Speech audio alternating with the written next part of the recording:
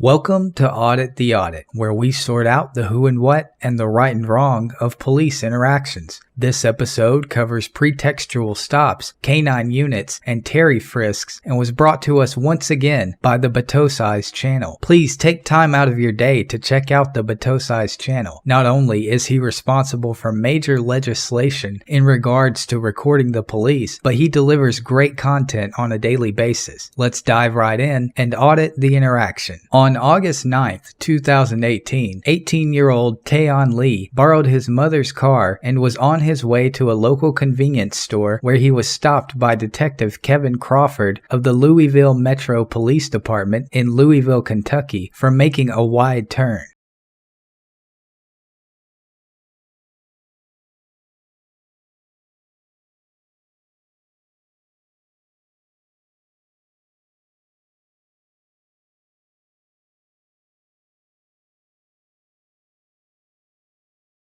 It is important to note that Mr. Lee did in fact make a wide turn, and the original reason for Detective Crawford's stop is valid.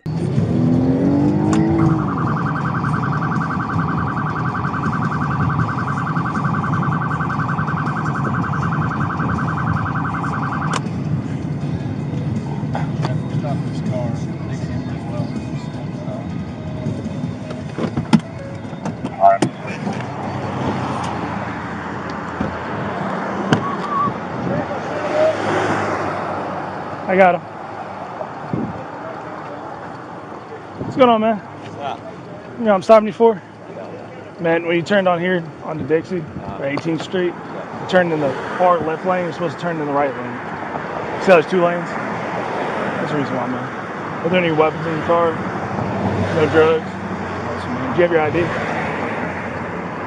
have everything. No, you ain't got any guns, all right? You good, man?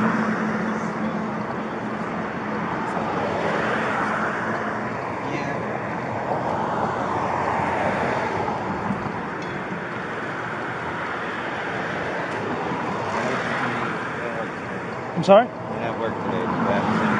Oh, you got to speak up. It's all this. Nothing. You saying something about work? Yeah. Just have to go do something. You can go ahead and check it, man. Just go ahead and check it. Okay, no, man. Awesome. So do you still live on Lewis Morris Drive? What part of town's that in?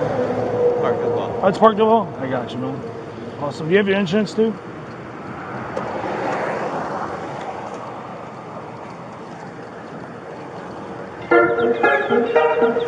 That's a crazy ringtone. Yes. Yeah, pull it over.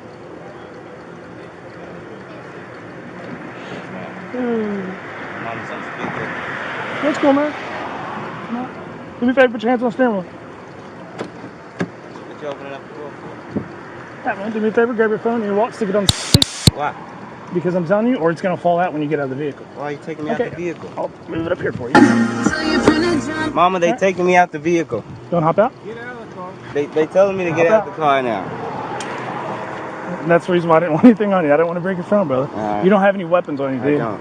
No drugs? Nope. Awesome, man. And turn around, put your hands on the car for me. Switch feet. I don't. I even did anything. Although Detective Crawford's reason for the stop is valid, it is not the only reason he stopped Mr. Lee. The detective is conducting what is known as a pretextual stop. In the 1996 Supreme Court case of Wren v. United States, the court held that as long as officers have a reasonable cause to believe that a traffic violation occurred, they may stop any vehicle. This ruling paved the foundation for modern police tactics and essentially encouraged officers to stop cars for any petty violation if they believe the stop may lead to greater charges. The Wren ruling created a policing environment which tolerates pretextual stops and inadvertently fosters racial profiling. Detective Crawford is part of the LMPD's 9th Mobile Division, which is tasked with reducing violence and getting drugs off the streets, not traffic patrol. Louisville councilman and former police officer David James said in a USA Today article, quote, "Stops like these are a bad idea. It is morally wrong. It is like going fishing with a big net. There are better ways to fight violence." Why are you checking me for? I didn't say you did anything. So you don't have any... Why did you take me out the car? Do you have any drugs, weapons on you? I don't. I told you that you when mind you if asked I me check? the first time. I do mind. Okay, awesome. Well, I'm going to make sure you don't have any weapons, okay? No. Yeah. The 1968 Supreme Court ruling of Terry v. Ohio established the doctrine of the Terry frisk, which grants officers the authority to conduct a pat-down search of an individual if they have reasonable suspicion that the individual may be armed and dangerous. Officers often ignore the reasonable suspicion aspect of a Terry frisk, but the Federal Law Enforcement Training Center's guide on the Terry frisk explicitly notes that reasonable suspicion is required as legal justification to conduct a pat-down search. The guide also notes that reasonable suspicion must be supported by articulable facts, not just a hunch. Many officers operate under the misconception that a Terry frisk is a safety precaution afforded to all officers during any stop and ignore the legal precedent for the pat-down search. At this point, the officers have no reason to suspect that Mr. Lee has any weapons on his person, and there is no legal justification for the frisk. We're allowed to pat you down. Take a step off the vehicle, Why please. would they pat me down? Yeah, we're allowed to do that. They took me off the car. We're allowed to do that. No, man. All right, sir, we can come back to the rear of the car. Do me a favor, put your butt against the car. So you say I can't search, so can I search the car? No. Quit doing the clenching your fist thing, too. That's some bull. What's bullcrap? The only day I got off, I just want to go home. Okay, well, You'll go unfortunately, home. you did a traffic violation right in front of us. Just do me a favor, hang tight. I'm going to talk to my canine partner, okay? Hey, whatever. You close my door? No, Why? I can't leave you to go close the door. Okay. Quit with the attitude. He's not giving you an attitude, and I'm not giving you an attitude. I understand. We deal with violent crime all day, every day. We're going to stop 30 more people after you. As soon as we get down here, you'll go home, okay? If you're wasting our time and we're wasting your time, I'm sorry for the small inconvenience. We're allowed to get people out of the car. Your heart is beating through your chest when you're on the phone with your mama and you're narrating to your mom, Mom, I stopped by the police. This is where I'm at. They're getting me out of the car. Oh my gosh. Yeah. When you do all that, it's the same thing that people do when they're trying to hide something from the police and they're trying to take the situation off of it. Just like you're looking back at my partner over and over and over again, like you're waiting for him to see something or for him to do something wrong. It's 2018, young man. We all wear body cameras. It's recording all of it. It records your audio, my audio. It records all that. So guess what happens? If there was something in that vehicle and we go to trial over it, guess what? The jury your attitude. Okay? So bring it down. There's no point in it. We're here for you, man. The condescending speech of the officer couldn't be more ironic or oxymoronic. According to an article published by the Louisville Courier-Journal, in an analysis of over 130,000 Louisville traffic stops from 2016 to 2018, African Americans were stopped more often and 3 times as likely to be searched as white drivers. Although African Americans make up only 20% of Louisville's driving age population, they accounted for 33% of the stops and 57% of the searches. African American motorists were searched 12% of the time they were stopped, compared with 4% of the time white drivers were stopped. But police found contraband in 72% of the searches of whites versus only 41% for African Americans. This data suggests that the Louisville Police Department actually isn't there for young African American men like Mr. Lee. There's a shooting every day. It's crazy. It's sad. It's ridiculous. Ain't nobody been nasty to you at all.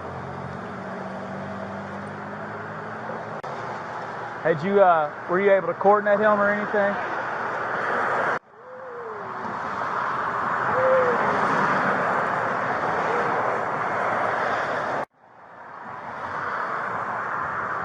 Ready? Do me a favor. We're standing right over here away from the dog.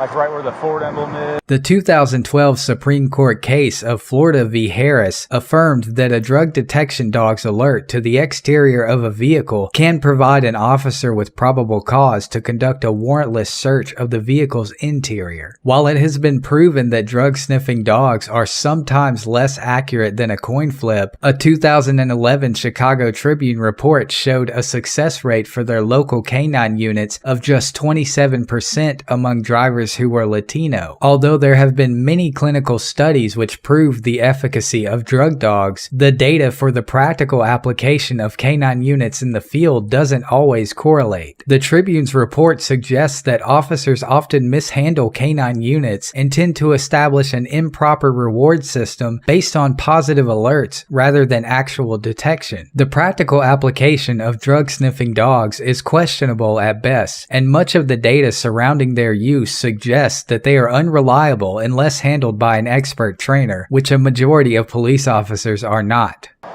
Was it positive?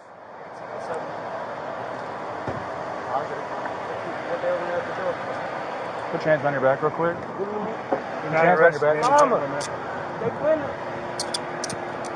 I'm not going to have you run like that. There's the dog indicated on your vehicle. I don't know what's in your car, but like I said, I don't want you to run. So you're still just being detained. You're not free to go, but you're not under arrest at this time. I just don't want you to go anywhere, okay? But I'm not going to fight you, and I'm certainly not going to chase you. I had to chase some guy last night, and I haven't recovered from it, so I'm not chasing you today, okay? That's all it is. Hello. I'll come talk to you. Just do me a favor, hang out by the telephone pole. What did you pull him over for? I'll come talk to you, okay? Let's come over here for me. There's nothing in there. Okay. It's my Can we car. do me a favor and come back over here? I'm just giving you a reference for you. This way you can see, man. Okay. Right? I'm the detective that pulled him over. Okay. So basically, he committed a traffic violation right in front of me. What did he do? He conducted an improper turn on the 18th Street from Algonquin. I was on the phone with him the whole way. Okay. He said you were following him the whole way. Okay. There was no improper turn. Okay. Well, and he didn't give you luckily permission, enough sir. for you, ma'am. Luckily enough for you, everything was captured on body camera, okay? No, luckily enough for you. Oh, really? But okay. he didn't give you permission Okay, to search we the don't car. need his permission, Yes, ma'am. you do. We had a positive indication by the K9, okay? Oh, my God. So, You ma'am, got to be kidding. you guys are more than welcome to watch, videotape, whatever. Just do me a favor, give us some room and stay over here, please. Ma'am, please stay over here. You're trespassing on private property right now. It's for sale. Ma'am, stay over there, please. No, If you I'm not. approach my traffic stop, I will This is take you. my son. Ma'am, if you approach my traffic stop, I will This is take my you to son. jail. The exact distance that should be maintained from a traffic stop while recording has not been clearly established by higher courts. But according to the Officer's Safety Guide on the Public Recording of Police Activities issued by the International Association of Chiefs of Police, recording parties must maintain a reasonable distance from the officers engaged in enforcement or related police duties and may not physically position themselves in a manner that obstructs officers from performing their duties. I have made a video that discusses recording traffic stops in more detail, which I will link in the info card above. Mr. Lee's mother is well within her rights to record this encounter, so long as she does not physically interfere with the proceedings of the stop. That I don't is my care. car. I do not I don't care either. You know what? Okay, great. Ma'am, sir, can you do me a favor and talk? No. She's standing back. We're standing back. Can you I'm giving you a reference point to stand at, okay? I'm It's right over here by here. these yellow. I'm not bothering Do you see where I'm pointing at? No. Can we step back over Yes, there? that would be amazing, please. So we just step back. I'm not going nowhere. Hey, you do him? You do him? This person, pockets. Step up the vehicle.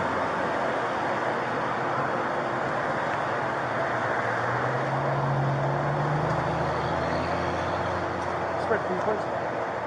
Spread the feet.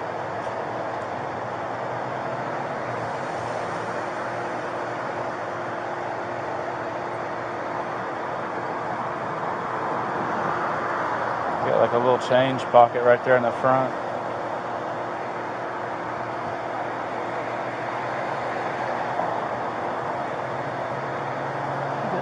That's how you turn around. Just put your butt back in this forward. Thank you. Why do you have, if you don't mind me asking, why do you have like this negative view towards the police? What's the deal?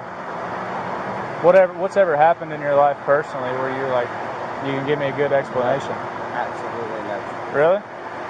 When I graduated, I got a good ass job. Right. I graduated with 3 full-ride band scholarships. I ain't never did shit in my life. I've been in the house all day. So what's the problem? Like, why are we in this situation?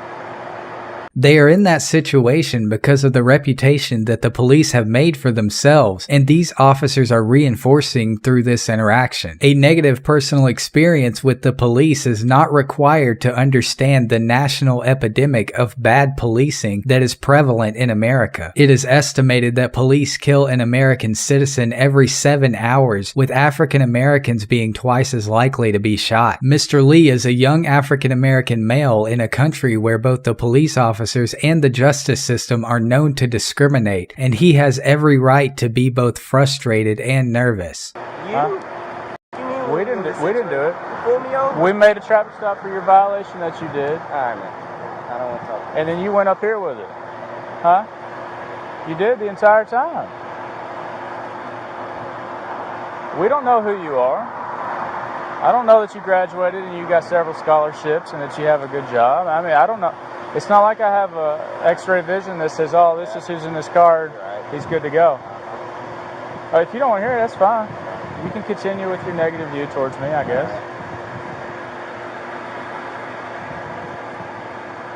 I just figured I'd try to understand it, but that's fine. Huh? I'll never understand? All right, sir, here's your ID back. All right, you've got court October 2nd for improper turning at 7 p.m. 600 West Jeff. Do you understand the reason why you stopped? All righty, have a wonderful day. Appreciate it, guys. After finding no weapons or drugs, Detective Crawford issues Mr. Lee a citation for the traffic infraction and allows him to leave the scene without further incident. Following this interaction, the citation issued by Detective Crawford was dropped and an internal investigation into the actions of the officers was launched. On June 10th, 2019, Mr. Lee filed a lawsuit against Chief Steve Conrad, the commander of the 9th Mobile Division, and 5 officers, as well as the division's commander, William Hibbs. The lawsuit noted that both Chief Conrad and Commander Hibbs knew or should have known that their orders to use, quote, aggressive policing for minor violations in black neighborhoods as a way to reduce violent crime would result in biased policing and unconstitutional stops and searches of citizens, the majority of whom are black males and persons living in poverty-stricken neighborhoods. Both the internal investigation and Mr. Lee's lawsuit are still ongoing.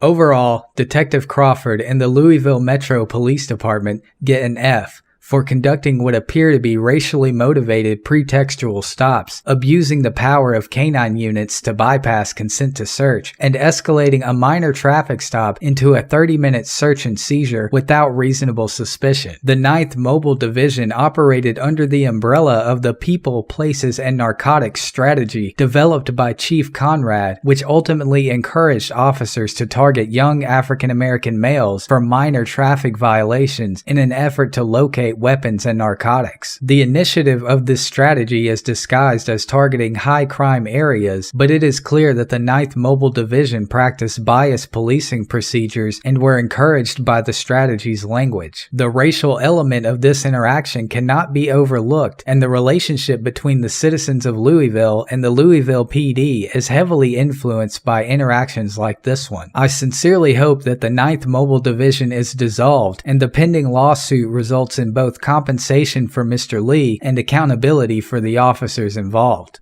Mr. Lee gets an A for remaining calm, refusing to allow the officers to search, and following up this encounter with legal action. It is clear that Mr. Lee is a victim of driving while black, and that the 9th Mobile Division targeted him based on his race, age, and gender demographics. I commend Mr. Lee for his calm and collected demeanor and his ability to express his frustration with the stop without becoming irate or unhinged. I also commend Mr. Lee for taking legal action against the officers and raising awareness to the plight of specialized policing divisions within local departments. Let us know if there's an interaction or legal topic you would like us to cover in the comments below. Thank you for watching, and don't forget to like and subscribe for more police interaction content.